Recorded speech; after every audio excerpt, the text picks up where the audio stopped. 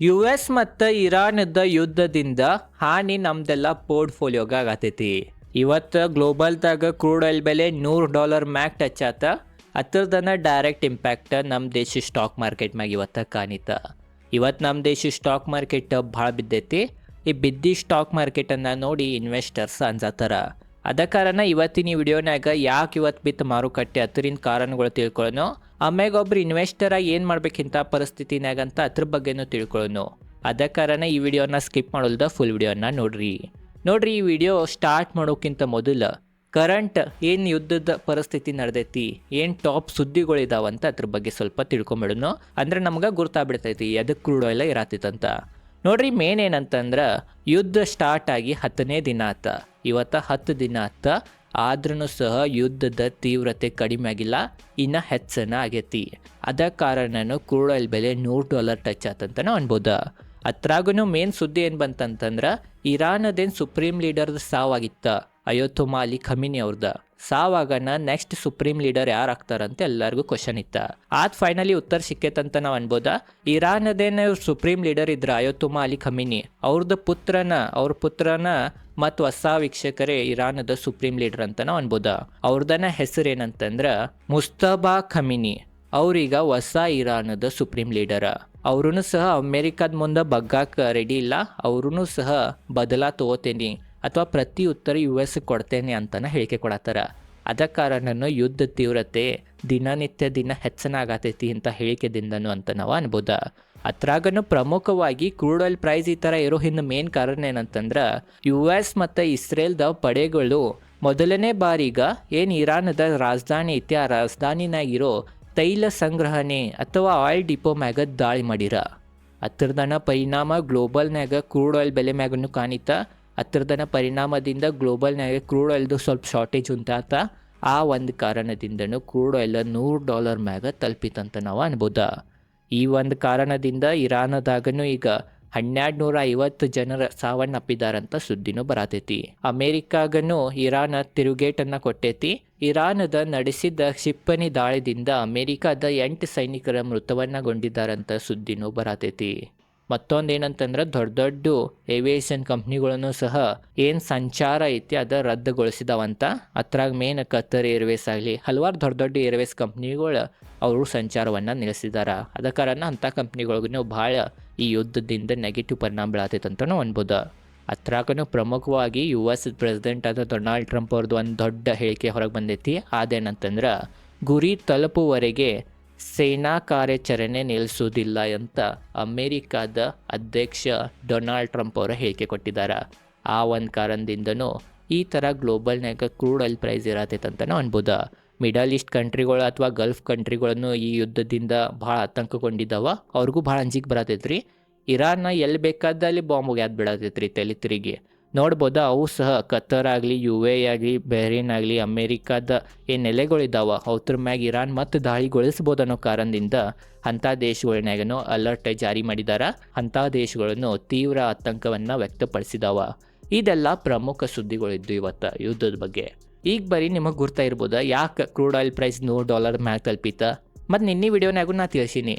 ನಿನ್ನೆ ವಿಡಿಯೋನಾಗೂ ಕತ್ತರ್ದ energy minister ಅದು ಏನೇನು ಹೇಳಿದಾರ, ಯಾಕೆ ಕ್ರೂಡ್ ಆಯಿಲ್ ಪ್ರೈಸ್ $150 ತಲುಬೋದು ಅಂತೆಲ್ಲ ನಿನ್ನೆ ವಿಡಿಯೋನಾಗೂ ತಿಳಿಸೇನ್ರಿ. ಅದ ಕಾರಣ ನಿನ್ನೆ ವಿಡಿಯೋನ ನೋಡಿರ್ಕಲಿದ್ರೆ ಆ ವಿಡಿಯೋನ ಹೋಗಿ ನೀವು ನೋಡ್ಬೋದ. ಇವೆಲ್ಲ ಕಾರಣದಿಂದ ಇವತ್ತು ಕ್ರೂಡ್ ಆಯಿಲ್ ಬೆಲೆ $100 ಮ್ಯಾಗ ಅಥವಾ $105 ಟಚ್ ಆಗೈತಂತ ನಾವು ಅನ್ಬೋದು. ಅದ್ರದನ್ನ ಡೈರೆಕ್ಟ್ ಇಂಪ್ಯಾಕ್ಟ್ ಭಾರತದ ಮ್ಯಾಗ ಕಾಣಿತ್ರಿ. ಯಾಕಂತಂದ್ರೆ ಭಾರತ ಗ್ಲೋಬಲ್ದಾಗನ ಬಿಗ್ಗೆಸ್ಟ್ ಕ್ರೂಡ್ ಆಯಿಲ್ ಇಂಪೋರ್ಟರ್ ಐತಿ. ಭಾಳ ಕ್ರೂಡ್ ಆಯಿಲನ್ನು ನಾವು ಇಂಪೋರ್ಟ್ ಮಾಡ್ಕೋತೀವಿ. ಅದ ಕಾರಣ ಅದ್ರದನ್ನ ಪರಿಣಾಮ ಈ ಥರ ಭಾರತದ ಮಾರುಕಟ್ಟೆ ಮ್ಯಾಗ ಬೀರೈತಂತ ನಾವು ಅನ್ಬೋದು. ನೋಡ್ರಿ, ಈಗ ನಾ ಕೆಲವೊಂದು ಡೇಟಾ ತೊಗೊಂಬಂದೇನಿ. ಆ ಡೇಟಾನ ನಾನು ತಿಳ್ಕೊಳ್ಳೋನು ಅಂದರೆ ನಮಗೆ ಗೊತ್ತಾಗ್ತೈತಿ ಏನು ಮೊದಲು ಇತಿಹಾಸದಾಗ ಈ ಥರ ಯುದ್ಧಗಳು ನಡೆದಾಗ ಯಾವ ಥರ ಭಾರತದ ಮಾರುಕಟ್ಟೆಗೆ ಹಾನಿಯಾಗಿತ್ತ, ಯಾವ ಥರ ಕ್ರೂಡ್ ಆಯಿಲ್ ಪ್ರೈಸ್ ಇರಿತ್ತ, ಎಷ್ಟು ದಿನದ್ನಾಗ ನಮ್ಮ ಮಾರುಕಟ್ಟೆ ರಿಕವರ್ ಆಗಿತ್ತಂತ ಅದ್ರ ಬಗ್ಗೆ ಸ್ವಲ್ಪ ತಿಳ್ಕೊಳ್ಳೋನು. ಈ ಡೇಟಾನ ತಿಳ್ಕೊಂಡ್ರೆ ಅಂತಂದ್ರೆ ಸ್ವಲ್ಪ ನಿಮ್ಗೆ ಧೈರ್ಯನೂ ಬರ್ತೈತಿ. ಮತ್ತು ಯಾಕೆ ಭಾಳ ಜನರು ಅಥವಾ ನಾನು ಸಹ ಲಾಂಗ್ ಟರ್ಮ್ನಾಗ ರೊಕ್ಕ ಯಾಕೆ ಆಗ್ತೈತೆ ಅಂತ ನಿಮ್ಗೆ ಈ ಡೇಟಾಲೇನು ಗುರ್ತಾಗ್ತೈತಿ. ನೋಡ್ರಿ, ನಾವು 2008ರದ ನಾವು ಡೇಟಾ ತೆಗೆದ್ರೆ ಅಥವಾ ಇತಿಹಾಸದಾಗ ಹೋಗಿ 2008ರದ ನಾವು ಪರಿಸ್ಥಿತಿ ನೋಡ್ರೆ ಅವಾಗೂ ಸಹ ಗ್ಲೋಬಲ್ದೇನು ಕ್ರೈಸಿಸ್ ಬಂದಿತ್ತ, ಏನು ಲೆಮನ್ ಬ್ರದರ್ಸ್ ಕ್ರೈಸಿಸ್ ಬಂದಿತ್ತ, ಅವಾಗೂ ಸಹ ಕ್ರೂಡ್ ಆಯಿಲ್ ಪ್ರೈಸ್ $140 ಟಚ್ ಆಗಿತ್ತು ರೀ. ಅವಾಗ $140 ಕ್ರೂಡ್ ಆಯಿಲ್ ಬೆಲೆ ಟಚ್ ಆಗಿದ್ದ ಕಾರಣ ಭಾರತದ ಸೆನ್ಸೆಕ್ಸ್ 60% ಕುಸಿದಿತ್ತ. 60% ಕುಸಿದಿತ್ತು ರೀ. ಅಂದರೆ ಯಾವ ಥರ ಪರಿಸ್ಥಿತಿ ಇದು ಮಾರುಕಟ್ಟೆದಂತ ನೀವು ಇದ್ರಲ್ಲೇನ ತಿಳ್ಕೊಬೋದ. ಬಟ್ ವೀಕ್ಷಕರೇ, ಮತ್ತು ಸೆನ್ಸೆಕ್ಸ್ 2 ವರ್ಷನಾಗ ರಿಕವರಿಯನ್ನು ತೋರಿಸಿತ. ಬಿತ್ತು 60%, ಬಟ್ ರಿಕವರಿನೂ 2 ವರ್ಷನಾಗ ಆತ. ಅದ ಕಾರಣ ಇದು ನಿಮ್ಗೆ ಗುರ್ತಿರ್ಬೇಕು. ಮತ್ತೊಂದನ್ನು ಇದೇ ಥರ ಪರಿಸ್ಥಿತಿ ಆಗಿತ್ತ, ನೋಡ್ಬೋದು ನೀವು 2011ರಿಂದ 14 ತನಕ. ನನ್ನ ಕಡೆ ಚಾರ್ಟುನೇ ಐತಿ. 2011ರಿಂದ 14 ತನಕ ಭಾರತದ ಮಾರುಕಟ್ಟೆ ಏನೂ ರಿಟರ್ನನ್ನು ಕೊಟ್ಟಿಲ್ಲ, ಸೈಡ್ ವೇನ ಐತಿ ರೀ. ಈಗ ನೋಡಿರ್ಬೋದು, ಈಗೂ ಸಹ ಹೆಚ್ಚು ಕುಸಿವಾತ, ಹೆಚ್ಚಿರುವಾತ, ಸೈಡ್ ವೇನ ಹೊಂಟೈತಿ. ಅದೇ ಥರ 2011ರಿಂದ 2014 ತನಕ 3 ವರ್ಷ ತನಕ ಭಾರತದ ಮಾರುಕಟ್ಟೆ ಅಥವಾ ಭಾರತದ ಸೆನ್ಸೆಕ್ಸ್ ಒಂದು ರೇಂಜಿನಾಗನ ಮೂವ್ ಮಾಡತ್ತಿತ್ತ. ಅವಾಗೂ ಸಹ ಲಿಬಿಯಾ ವಾರ್ ನಡೆದಿತ್ತ. ಅವಾಗೂ ಕ್ರೂಡ್ ಆಯಿಲ್ ಪ್ರೈಸ್ $100ರಿಂದ $115 ಟಚ್ ಆಗಿತ್ತು. ಬಟ್ ವೀಕ್ಷಕರೇ, ಮಾರುಕಟ್ಟೆ 2014 ನಂತರ 3 ವರ್ಷ ಸೈಡ್ ವೇ ಉಳ್ಯಾನ. 2014 ನಂತರ ಒಂದು ಮ್ಯಾಸಿವ್ ಬುಲ್ ರನ್ ಬಂತ. ಅವಾಗೂ ಸಹ ಹೂಡಿಕೆದಾರರಿಗೆ ಮಾರ್ಕೆಟ್ ಭಾಳ ರಿಟರ್ನ್ ಕೊಟ್ಟೈತಂತ ನಾವು ಅನ್ಬೋದ.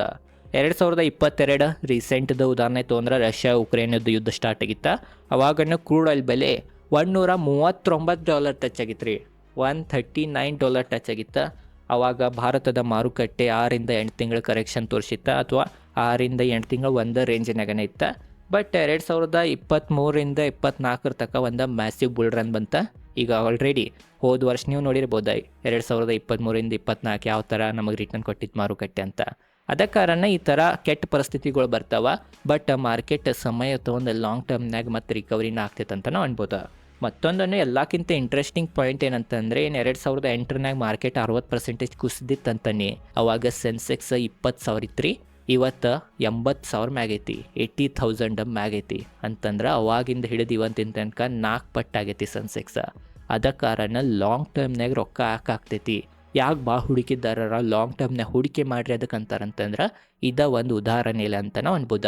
ಹಲವಾರು ಕೆಟ್ಟ ಸುದ್ದಿಗಳು ಬಂದು ಹಲವಾರು ಸಲ ಮಾರುಕಟ್ಟೆ ಕುಸಿತ. ಬಟ್ ಲಾಂಗ್ ರನ್ನಾಗ ಮಾರ್ಕೆಟ್ ಮ್ಯಾಗನ ಹೋಗಿತ್ತಂತ ನಮ್ಗೆ ಇವೆಲ್ಲ ಇತಿಹಾಸದ ಡೇಟಾ ತೆಗೆದ್ರೂ ಗುರ್ತಾಗ್ತೈತಿ. ಅದ ಕಾರಣ ಲಾಂಗ್ ರನ್ನಾಗ ಮಾರ್ಕೆಟ್ನಾಗ ರೊಕ್ಕ ಆಗ್ತೈತಂತ ಅಂತಾರೆ. ಇದು ನಿಮ್ಗೆ ಗುರ್ತ ಆಗಿರ್ಬೋದ.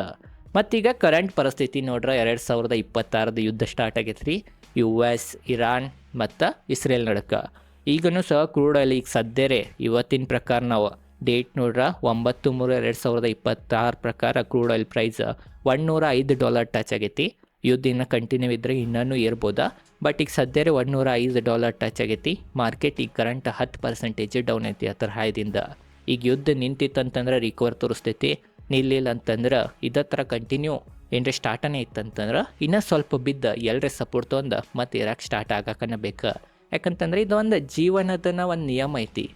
ಯಾವಾಗನೂ ಈಗ ಒಂದು ಉದಾಹರಣೆ ನಾವು ತಿಳ್ಕೊಬೇಕಂತಂದ್ರೆ, ಈಗ ನಂದು ಒಂದು ಹುಡುಗಿ ಜೊತೆ ಮದುವೆ ಆತಂತ ತಿಳ್ಕೊರಿ.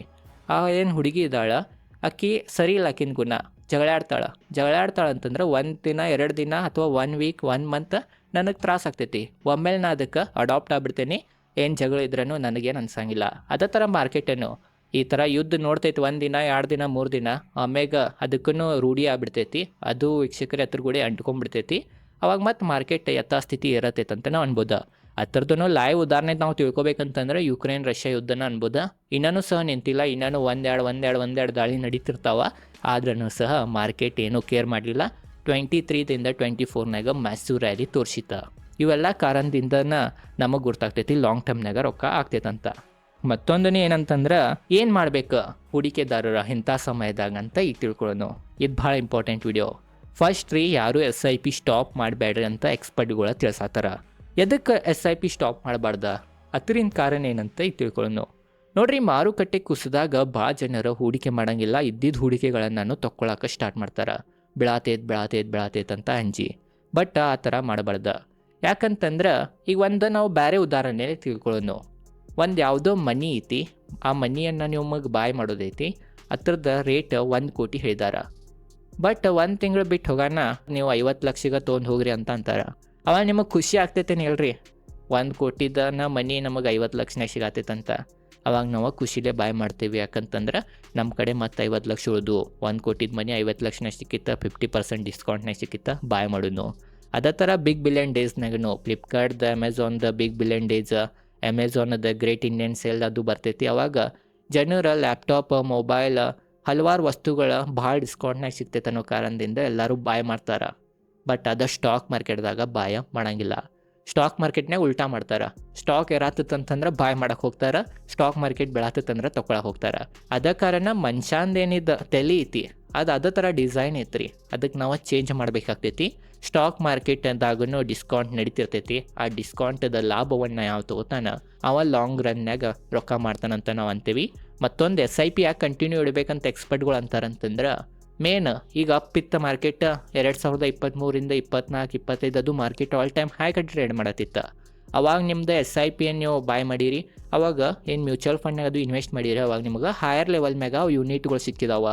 ಬಟ್ ಈಗ ಬಿದ್ದಾಗ ನೀವು ಬಾಯ್ ಮಾಡಲಿಲ್ಲ, ಬಿದ್ದಾಗ ಏನಾರ ಅವಾಯ್ಡ್ ಮಾಡಿರಂತಂದ್ರೆ ನಿಮ್ಗೆ ಲೋವರ್ ಏನಿದು ಪ್ರೈಸ್ ನಡೆಯತೈತಿ ಆ ಯೂನಿಟ್ ಸಿಗಂಗಿಲ್ಲ. ಅವಾಗ ನಿಮ್ಗೆ ಕರೆಕ್ಟ್ ಎವರೇಜಿಂಗ್ ಆಗಂಗಿಲ್ಲ. ಅದ ಕಾರಣ ಅದು ಲಾಂಗ್ ಟರ್ಮ್ನಾಗ ನಿಮ್ಗೆ ಭಾಳ ಇಂಪ್ಯಾಕ್ಟ್ ಆಗ್ಬೋದು. ಅದ ಕಾರಣ ಮೇನ್ SIPದ ಥೇರಿನೇ ಇದೆ, ಬಿದ್ದಾಗನೂ ಬಾಯ್ ಮಾಡೋದು, ಇರಾದಾಗನೂ ಬಾಯ್ ಮಾಡೋದು. ಅವಾಗನ ಒಂದು ಒಳ್ಳೆ ಎವರೇಜ್ ಪ್ರೈಸ್ ನಮಗೆ ಸಿಗ್ತೈತಿ, ಅವಾಗನ ಲಾಂಗ್ ರನ್ನಾಗ ರೊಕ್ಕ ಆಗ್ತೈತಿ ಅಂತ ಅಂತಾರೆ. ಅಂಥ ಸಮಯದಾಗೂ SIP ಬಂದ್ ಮಾಡೋ ಮೂರ್ಖನ ಅಂತ ನಾವು ಅನ್ಬೋದು. ಮತ್ತೊಂದನೇ ಏನಂತಂದ್ರೆ, ಇಂಥ ಸಮಯದಾಗ ಒಳ್ಳೆ ಕಂಪ್ನಿಗಳದಾಗ ಅಪಾರ್ಚುನಿಟಿಯನ್ನು ಹುಡ್ಕೋದ. ಇಂಥ ಸಮಯದಾಗ ಒಳ್ಳೆ ಕಂಪ್ನಿಗಳನ್ನು ಭಾಳ ಜನರು ಮಾರಿ ಹೋಗ್ತಿರ್ತಾರೆ. ಅದ ಕಾರಣ ಯಾವ ಕಂಪ್ನಿ ಒಳ್ಳೇದೈತಿ ಅದ್ರದ್ದು ಯಾರೂ ಈಗ ವ್ಯಾಲ್ಯೂ ಮಾಡಬಾಳ್ರ, ಅಂಥ ಕಂಪ್ನಿಗಳದ್ದು ಶೇರ್ ಮಾರಿ ಹೋಗತ್ತಾರ, ಆ ಕಂಪ್ನಿಗಳು ಭಾಳ ಡಿಸ್ಕೌಂಟ್ನಾಗ ಸಿಗತ್ತವಂತಂದ್ರೆ ಅಂಥ ಕಂಪ್ನಿಗಳ್ದಾಗೂ ಒಳ್ಳೆ ಅಪಾರ್ಚುನಿಟಿಗಳನ್ನು ಹುಡುಕ್ಬೇಕು. ಮತ್ತೊಂದು ಏನಂತಂದ್ರೆ, ಭಾಳ ಜನರದ್ದು ಒಂದು ಮೈಂಡ್ ಸೆಟ್ ಇರ್ತೈತಿ. ಅದೇನಂತಂದ್ರೆ, ಈಗ ಮಾರ್ಕೆಟ್ ಈಗ 10% ಬಿದ್ದಿತ್ತು, ಇನ್ನು 20-30% ಬಿದ್ದಾಗ ಯೋಚನೆ ಮಾಡಕ್ಕೆ ಬರ್ತಿತ್ತು ಅಂತ ಹಿಂಗೆಲ್ಲ ಯೋಚನೆ ಮಾಡ್ತಾರೆ. ಅದು ಮಾಡೋದು ಭಾಳ ತಪ್ಪ. ಯಾರು ಬೇಕಾದವ್ರಾಗಲಿ ಮಾರ್ಕೆಟಿದ ಬಾಟಮ್ ಕಂಡು ಹಿಡಿಯೋದು ಸಾಧ್ಯನೇ ಆಗಂಗಿಲ್ಲ. ಈಗ ಬಾಟಮ್ ಆಗೈತಿ ಅಥವಾ ಇನ್ನೂ ಬೀಳ್ತೈತೆ ಅನ್ನಿಸ್ತೈತ್ರಿ, ರಿಕವರ್ ತೋರಿಸ್ಬಿಡ್ತೈತಿ. ಅದ ಕಾರಣ ಈ ಥರ ಮಾಡಕ್ಕೆ ಹೋಗ್ಬೇಡ್ರಿ. ನಿಮ್ಮ ಕಡೆ ರೊಕ್ಕ ಇದ್ದು ಅಂತಂದರೆ SIPಲೇ ನೀವು ಹೂಡಿಕೆ ಮಾಡೋದ್ರ ಬಗ್ಗೆ ಯೋಚನೆ ಮಾಡ್ಬೋದಾ. ಬಟ್ ಬಾಟಮ್ ಬರ್ತೈತಿ ಇನ್ನೂ ಬೀಳ್ತೈತಿ ಅಂತ ನೀವು ಯೋಚನೆ ಮಾಡ್ಕೊಂಡು ಕುಂತ್ರಿ ಅಂತಂದ್ರೆ ಯೋಚನೆನ ಮಾಡ್ಕೊಂಡು ಕುಂಡಿರ್ಬೇಕಾಗ್ತೈತಿ ರೀ. ಯಾಕಂತಂದ್ರೆ ಮಾರ್ಕೆಟಿದ ಟಾಪ್ ಬಾಟಮ್ ಕಂಡು ಹಿಡಿಯೋದು ಭಾಳ ಕಠಿಣ. ಕಂಡು ಹಿಡ್ಯಾಕೂ ಹೋಗ್ಬಾರ್ದು. ಯಾರು ಕಂಡು ಹಿಡ್ಯಾಕೆ ಹೋಗ್ತಾರ ಅವರ ಮಾರ್ಕೆಟ್ದಾಗ ಭಾಳ ರೊಕ್ಕನ ಕಳ್ಕೊತಾರಂತ ನಮಗೆ ಎಕ್ಸ್ಪರ್ಟ್ಗಳನ್ನು ತಿಳಿಸ್ತಾರೆ. ಅದ ಕಾರಣ ಇದ್ರ ಬಗ್ಗೆನೂ ನಿಮಗೆ ಗುರ್ತಿರ್ಬೇಕು. ಓವರಾಲ್ ಇದೇ ಇತ್ತು ಈ ವಿಡಿಯೋನಾಗ, ನಿಮಗೆ ಡೀಟೇಲ್ದಾಗ ಗುರ್ತಿರ್ಬೋದ. ಮೇನ್ ಏನಂತಂದರೆ, ಇಂಥ ಪರಿಸ್ಥಿತಿದಾಗೂ ಏನೇನು ಮಾಡ್ಬೋದಂತ ಅದ್ರ ಬಗ್ಗೆ ನಾನು ನಿಮಗೆ ತಿಳಿಸೀನಿ. ಇತಿಹಾಸದ ಕೆಲವೊಂದು ಡೇಟಾ ಬಗ್ಗೆನೂ ತಿಳಿಸೀನಿ. ವಿಡಿಯೋ ಹೆಂಗೆ ಅನ್ಸಿತ್ತಂತ ಕಮೆಂಟ್ ಸೆಕ್ಷನ್ನಾಗ ತಿಳಿಸ್ರಿ. ಮತ್ತೊಂದನ್ನು ಈ ನನ್ನ ಚಾನಲ್ ಮ್ಯಾಗ ಸ್ಟಾಕ್ ಮಾರ್ಕೆಟಿದ್ದು ಫ್ರೀದಾಗ ನಾ ಕೋರ್ಸ್ದು ವಿಡಿಯೋಗಳು ಬಿಡತ್ತೀನಿ. ಎಲ್ಲ ಫ್ರೀ ಇರ್ತಾವ. ಫ್ರೀ ಇರ್ತಂತ ಹಗರ್ ತೊಳಕ್ಕೆ ಹೋಗ್ಬೇಡ್ರಿ. ಎಲ್ಲ ಫುಲ್ ಇನ್ಫಾರ್ಮೇಷನ್ ಕೊಟ್ಟೇನಿ. ರೊಕ್ಕ ಕೊಟ್ಟು ನೀವೇನ್ರಿ ಕೋರ್ಸ್ಗಳನ್ನು ಬಾಯ್ ಮಾಡ್ರೂ ಅಷ್ಟೇ ಡೀಟೇಲ್ದಾಗ ನಿಮಗೆ ತಿಳಿಸಂಗಿಲ್ಲ, ಅಷ್ಟು ನಾ ಫ್ರೀನಾಗಿ ತಿಳಿಸತ್ತೇನೆ. ಅದ ಕಾರಣ ಆ ವಿಡಿಯೋಗಳನ್ನು ನೋಡಿರಿ. ಮತ್ತು ನೀವು ಸ್ಟಾಕ್ ಮಾರ್ಕೆಟ್ಗೆ ಏನರ ಹೊಸೊಬ್ರು ಇದ್ರಿ ಅಂತಂದ್ರೆ ಇದು ಒಳ್ಳೆಯ ಅವಕಾಶ. ನಿಮಗೆ ಬಿದ್ದಾಗ ಯಾರು ಬರ್ತಾರೋ ಅವ್ರು ಒಳ್ಳೆಯ ಅವಕಾಶ, ಯಾಕಂದ್ರೆ ಭಾಳ ಕಲಿಬೋದ. ಅದ ಕಾರಣ ಇಂಥ ಪರಿಸ್ಥಿತಿನಾಗ ನಾನು ಕೋರ್ಸ್ ಬಿಟ್ಟೇನಂತಂದ್ರೆ ಅದ್ರಾಗೂ ನಾ ಲೈವ್ ಉದಾಹರಣೆಗಳ ಮೂಲಕ ಎಲ್ಲ ಡೀಟೇಲ್ದಾಗ ತಿಳಿಸತ್ತೀನಿ. ಅದ ಕಾರಣ ಚಾನಲ್ ಸಬ್ಸ್ಕ್ರೈಬ್ ಮಾಡಿಲ್ಲ ಕಡೆ ಸಬ್ಸ್ಕ್ರೈಬ್ ಮಾಡಿರಿ. ವಿಡಿಯೋ ಹೆಂಗೆ ಅನ್ಸಿತ್ತು ಅಂತ ಕಮೆಂಟ್ ಸೆಕ್ಷನ್ನಾಗ ತಿಳಿಸ್ರಿ. ಈ ಯುದ್ಧದ ಬಗ್ಗೆ ಇದೇನು ಮಾರ್ಕೆಟ್ ಬೀಳತೈತಿ ಇದ್ರ ಬಗ್ಗೆ ನಿಮ್ಮದೇನು ಅಭಿಪ್ರಾಯ ಐತೆ ಅಂತ ಕಮೆಂಟ್ ಸೆಕ್ಷನ್ನಾಗ ತಿಳಿಸ್ರಿ. ಇದೊಂದು ಅಪಾರ್ಚುನಿಟಿ ಇರೋ ಅಥವಾ ಇದು ಮಾರ್ಕೊಂಡು ಹೋಗೋದು ನಿಮಗೇನು ಅನ್ಸತೈತೆ ಅಂತ ಕಮೆಂಟ್ ಸೆಕ್ಷನ್ನಾಗ ತಿಳಿಸ್ರಿ. ಇದೈತೆ ಇವತ್ತಿನ ಈ ವಿಡಿಯೋ. ಧನ್ಯವಾದಗಳು.